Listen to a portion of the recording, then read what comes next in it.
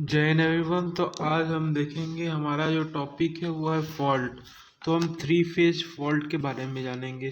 तो three phase fault होता क्या है, पहले इसका फिगर डायग्राम समझिए। देखिए यहाँ पे आप डायग्राम देखा है कि हम देख रहे हैं कि कैसे हमारा एक फेज, सेकंड फेज, तीन फेज। अब थ्री फेज फॉल्ट में हमारा क्या होता है, जनरली तीनों वायर को एक ही साथ हम अटैच कर देते हैं, तब हमारा क्या होता है, थ्री फेज फॉल्ट होता है। या इसको हम बोल सकते हैं line to line fault, triple L fault भी बोलते हैं इसको हम। अब इसमें देखिए आपको फिगर याद रखना है कि आप इसमें आपको तीन फेज कनेक्ट करने हैं और तीनों को लाइन कर देना है। और जब उसके बाद हम बाउंड्री कंडीशन देखेंगे, जब हमारा क्या होगा, जब तीनों लाइन अटैच होगा तो हमारा बाउंड्री कंडीशन क्या होगा कि V A plus V B equal to V B equal to V C क्या होगा, जीरो, क्योंकि वो हमारा क्या, तीनों लाइन शॉर्ट सर्किट हो गया, इसलिए हमारा क्या हो गया, V A V B V C zero हो गया।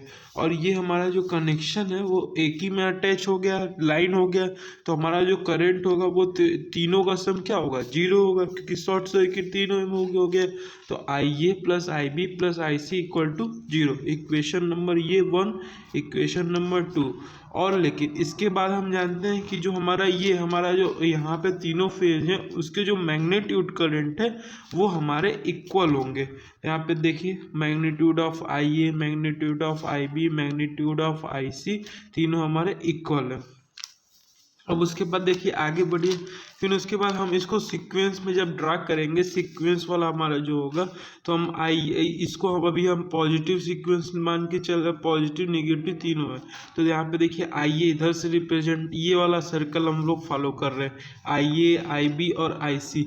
और हमने इसके पहले वाले लेक्चर में देखा था कि आई ए को हमने रेफरेंस पॉइंट लिया, तो आई बी हमारा क्या होगा, अल्फा स्क्वायर आई ए हो जाएगा, और आई सी हमारा क्या होगा, अल्फा इंटू आई ए होगा। जब इसको हम लिखेंगे मैट्रिक्स फॉर्म में, तो मैट्रिक्स फॉर्म में हमारा ऐसा आएगा कि I A one, I A two, I A not. तो यहाँ पे आप देख सकते हैं आई ए नॉट क्या रिप्रेजेंट करता है, जीरो सीक्वेंस रिप्रेजेंट करता है। आई ए टू हमारा क्या, नेगेटिव सीक्वेंस है। आई ए वन हमारा पॉजिटिव सीक्वेंस है। और इसके बाद आपने फॉर्मूला देखा ही था प्रीवियस लेक्चर में कि कैसे हम वहाँ पे जो हमारा I A one, I A two, I A not था, उसको हम कैसे लिख सकते थे, 1/3। यहाँ पे आपका जैसे यहाँ पे इसको जब आप इसमें मैट्रिक्स फॉर्म में लिखेंगे तो आपका यही आएगा, आई ए पहला हमारा क्या, आई ए पॉजिटिव सीक्वेंस में क्या आएगा, वन, अल्फा और अल्फा स्क्वायर आई ए का टर्म में मल्टीप्लाई करके देख सकते हैं आप। और ऐसे ही हमारा नेगेटिव सीक्वेंस का ये मैट्रिक्स बनेगा, और ऐसे हमारा पॉजिटिव सीक्वेंस का ये मैट्रिक्स बनेगा। आपको इसको लर्न करना होगा। लर्न क्या, ये सिंपल आपका आई ए है, ये आपका आई बी है, ये आपका आई सी है। यहाँ पे देख सकते हैं कि आई बी हमारा क्या है, आई अल्फा स्क्वायर इंटू आई ए, और आई सी हमारा क्या है, अल्फा इंटू आई ए। तो ये आई ए आई बी आई सी है, उसी को फॉर्म में हमने लिखे है कि कैसे उसका पॉजिटिव सीक्वेंस, नेगेटिव सीक्वेंस और हमारा जीरो सीक्वेंस है। फिर उसके बाद आगे बढ़िए। फिर देखिए अब हमने जैसा देखा था कि हमने आई ए को कैसे लिख दिया था, अब यहाँ से हम यहाँ जो हमारा मैट्रिक्स फॉर्म था, वहाँ से हम आई ए वन का अगर वैल्यू लिखे तो हमारा ये आएगा, I A one is equal to 1/3, 1 plus alpha cube, और यहाँ पे आपका 1 प्लस अल्फा क्यूब, और यहाँ पे आपका यहाँ पे आप देख सकते हैं जैसे आप इसको मल्टीप्लाई करेंगे, यहाँ आपका एक अल्फा क्यूब और दूसरा अल्फा क्यूब, आप मल्टीप्लाई करके दे सकते हैं, तो हमारा ये आएगा finally 1 plus alpha cube plus alpha cube. अब हम जानते हैं क्या, अल्फा इज इक्वल टू हमारा क्या होता है, कोई भी एक रोटेशन 120 डिग्री का, तो जब तीन रोटेशन करेंगे तो क्या होगा, अल्फा इज इक्वल टू 360। अगर अल्फा स्क्वायर हमें पूछा तो क्या होगा, 1 मैग्नीट्यूड और 240 हमारा डिग्री होगा, ये आपको रिमेंबर करना होगा। तो alpha cube is equal to 1 हो गया, 360 डिग्री मतलब क्या होता है, सिंपली जीरो। तो हमारा यहाँ पे क्या आ गया, टर्म जीरो आ गया। तो हम जीरो कहाँ आया, 1 आया, वो ना मैग्नीट्यूड हमारा 1 आया और एंगल हमारा जीरो आया। तो इसको टेंस टू 1, इसको टेंस टू 1, और हमारा क्या आ जाएगा, 1/3, 1 प्लस 1 प्लस 1, तो 3 से 3 कट गया, और आई ए हमारा आंसर आ गया।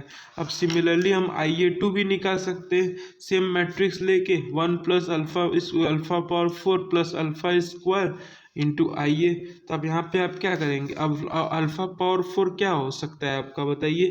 देखिए अल्फा क्यूब तक जो हमारा था वो हमारा 360 डिग्री तक था, लेकिन अब अगर अल्फा 4 पूछ रहा है तो अल्फा 4 हमारा क्या होगा कि एक और आगे बढ़ गया। ये इसको 0 डिग्री भी लिख सकते हैं, इसको एक और आगे बढ़ गया तो हमारा क्या हो गया कि 120 डिग्री। तो 120 डिग्री को आप कैसे लिख सकते हैं, सिंपली वैसे ही जैसे आपको बताए थे, alpha is equal to 1 magnitude में और एंगल हमारा 120 डिग्री। ठीक वैसे ही हमको इसमें भी करना है, IA2 में भी अल्फा पावर 4 हम तो इसको अल्फा लिख सकते हैं, और अल्फा स्क्वायर का आप तो वैल्यू पता ही है। अब देखिए जब इसको आप अल्फा पावर 4 आप करेंगे अल्फा और अल्फा स्क्वायर, तो ये हमारा क्या होगा, अब ये दोनों जो हमारे क्या होंगे, एक हमारे क्या क्रिएट कर दिए कि हमारा ये देखिए जैसे ये हमारा क्या था पहले, ये हमारा 1 किस में आ रहा था, अगर 1 हमारा सिंपल आ रहा है तो ये 360 डिग्री ये हमारा 120 और 240, तो तीनों का जो सम आएगा वो हमारा क्या आएगा 0।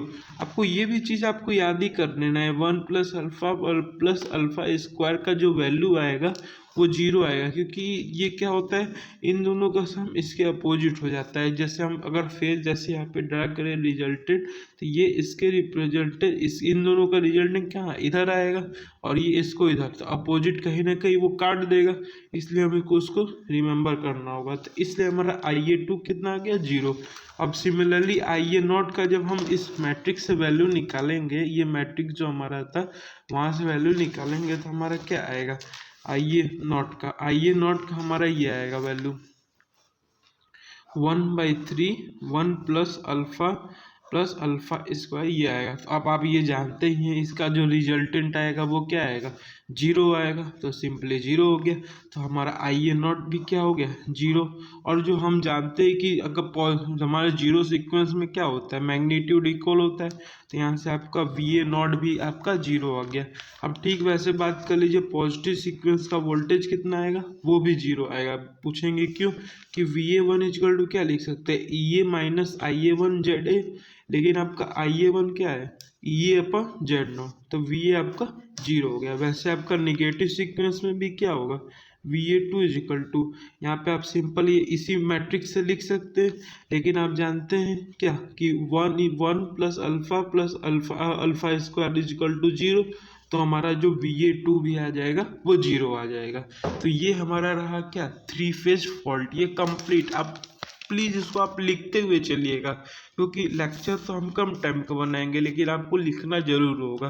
तो आप देख सकते हैं कैसे हमने डायग्राम बनाया, फिर बाउंड्री कंडीशन अप्लाई किया, फिर उसके बाद हमने कैसे उसका जो मैट्रिक्स, ये मैट्रिक्स जान लीजिए पूरा खेल है, इस मैट्रिक्स को आपको कैसे ही करके बनाना होगा। ये रहा हमारा complete 3 phase fault analysis in power system.